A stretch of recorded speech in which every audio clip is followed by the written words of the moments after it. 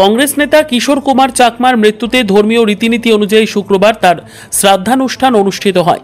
গন্ডাছড়া লক্ষ্মীপুর এলাকার প্রয়াত নেতার নিজ বাসভবনে এদিন পরিবার পরিজন ও শুভান্নুধায়ীদের উপস্থিতিতে এই অনুষ্ঠান সম্পন্ন হয়। এই উপলক্ষে গন্ডাছড়া যান ত্রিপুরা প্রদেশ কংগ্রেসের সভাপতি আশিস কুমার সাহা। তিনি শোক সন্তপ্ত পরিবার পরিজনদের সাথে সাক্ষাৎ করে তাদের প্রতি গভীর সমবেদনা জ্ঞাপন করেন এবং পরিবারের সদস্যদের মনোবল জোগানোর চেষ্টা করেন। প্রদেশ সভাপতি বলেন, কিশোর কুমার চাকমা ছিলেন একজন জনপ্রিয় ও প্রবীণ নেতা। তিনি দীর্ঘদিন রাইমা ভ্যালি ব্লক কংগ্রেসের সহ সভাপতির দায়িত্ব পালন করেছেন নিষ্ঠা ও আন্তরিকতার সঙ্গে।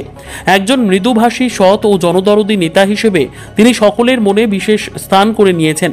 তার অকাল প্রয়াণে শুধু পরিবার নয়, গোটা কংগ্রেস পরিবার এক অপূরণীয় ক্ষতির সম্মুখীন হয়েছে। তিনি জানান, গন্ডাছড়া ও রাইমা ভ্যালি ব্লকের সর্বস্তরের কংগ্রেস নেতৃবৃন্দ প্রয়াত নেতার পরিবারের পাশে থাকবেন। কিশোর কুমার চাকমার দেখানো আদর্শ ও দায়িত্ববোধের পথ অনুসরণ করেই আগামী দিনে সংগঠনকে এগিয়ে নিয়ে যাওয়া হবে। শ্রী সাহা প্রয়াত নেতার আত্মার শান্তি কামনা করেন এবং ঠাকুর যেন তার পরিবারকে সুস্থ রাখেন এই প্রার্থনা জানান। তিনি বলেন, তার রেখে যাওয়া রাজনৈতিক ও সামাজিক উত্তরাধিকারকে সম্মান জানিয়ে দলের পক্ষ থেকে তার স্বপ্ন পূরণে আমরা প্রতিজ্ঞাবদ্ধ। কিশোর কুমার চাকমা আজকে ওনার রীতিনীতি অনুযায়ী শ্রাদ্ধা অনুষ্ঠান ওনার বাড়িতে। আমাদের রাইমা ভ্যালি ব্লক কংগ্রেসের শহর সভাপতি ছিলেন, অত্যন্ত জনপ্রিয় এই অঞ্চলের উনি একজন প্রবীণ নেতা। ওনার মৃত্যুতে আমি অত্যন্ত মর্মাহত।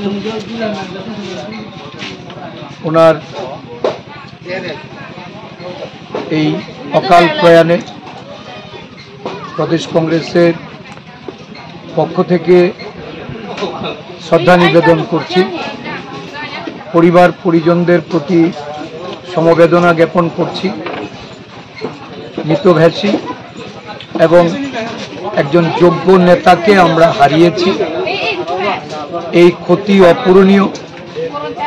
গন্ডাছড়া ব্লকের আমাদের সমস্ত নেতৃবৃন্দরা এই পরিবারের পাশে থাকবে এবং আগামী দিন ওনার প্রদর্শিত পথে আমাদের সংগঠনকে পরিচালনা করে ওনার এই যে অভাব, এই অভাব দূরীকরণে ওনার পরিবারের পাশে যেমন থাকবে, এই গন্ডাছড়া সহ রাইমা ভ্যালি এই ব্লকের সমস্ত সাধারণ মানুষের প্রতি ওনার যে দায়বদ্ধতা বা দায়িত্ব কর্তব্য উনি যেভাবে নিষ্ঠার সঙ্গে পালন করেছেন, সেটা পালন করার লক্ষ্যে আমাদের কংগ্রেস নেতৃত্বরা কাজ করবে। আমি ওনার পরিবারের, ওনার যে ছেলে, ওনার স্ত্রী, এমনকি ওনার যে ওনার পিতা, উনিও বর্তমানে এখানেই বসবাস করেন, থাকেন একসঙ্গে। তারা এই পরিবারের আমি সার্বিক কল্যাণ কামনা করে ঈশ্বরের কাছে প্রার্থনা করব সবাইকে যেন তারা উনি সুস্থ রাখেন।